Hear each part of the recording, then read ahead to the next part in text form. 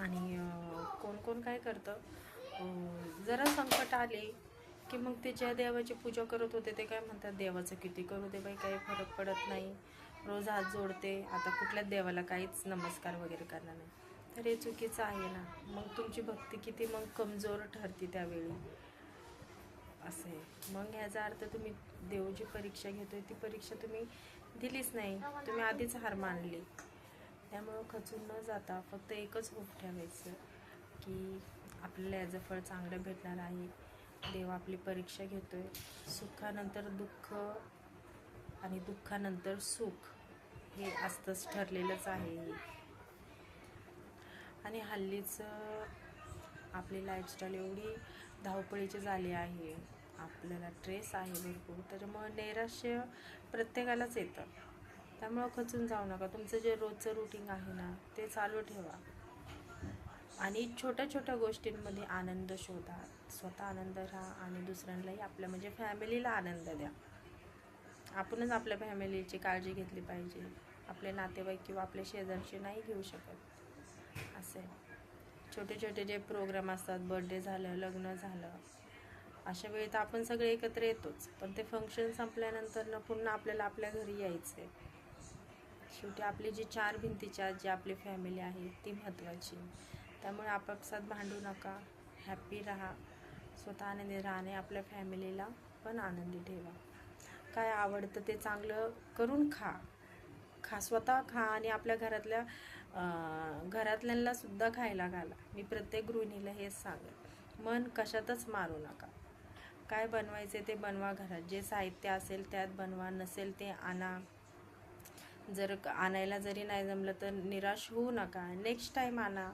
की तिने कसं बनवलं, तिला सगळं भेटतं, पण मला काय बनवायचं म्हटलं तर मला काहीच अवेलेबल नसतं. मग ह्या कारणासाठी नवऱ्यासोबत भांडत बसू नका. ठीक आहे, ह्यावेळेस नाही जमलं आपल्याला, पुढच्या महिन्यात आणू किंवा आत्ता घरात काय आहे त्यात बनवू. गोड म्हणा, तिखट म्हणा, काही म्हणा, स्वतः खा, फॅमिलीला खायला घाला.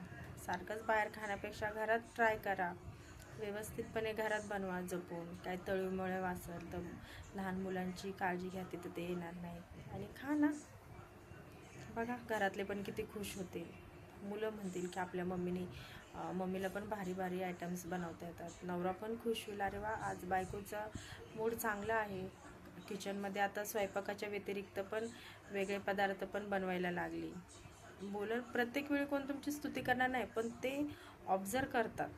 आणि ह्या ज्या गोष्टी तुमच्यातल्या जे चांगुलपणा आहे, प्रत्येक चांगुलपणाची तुम्हाला शाबासकी भेटणार नाही, पण तुमचा नवरा ह्या चांगल्या गोष्टी ऑब्झर्व करून ध्यानात ठेवतो. असं आहे.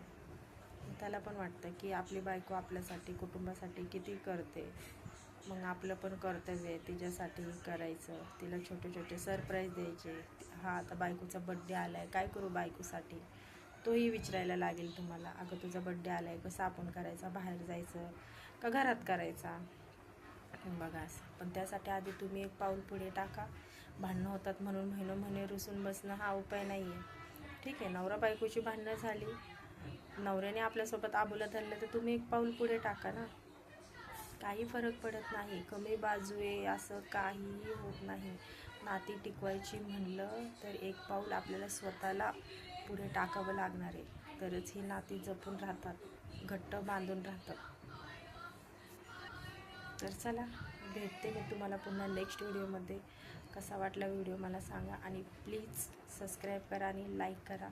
सध्या सपोर्टची मला आणि माझ्या चॅनलला खूप गरज आहे. बाय.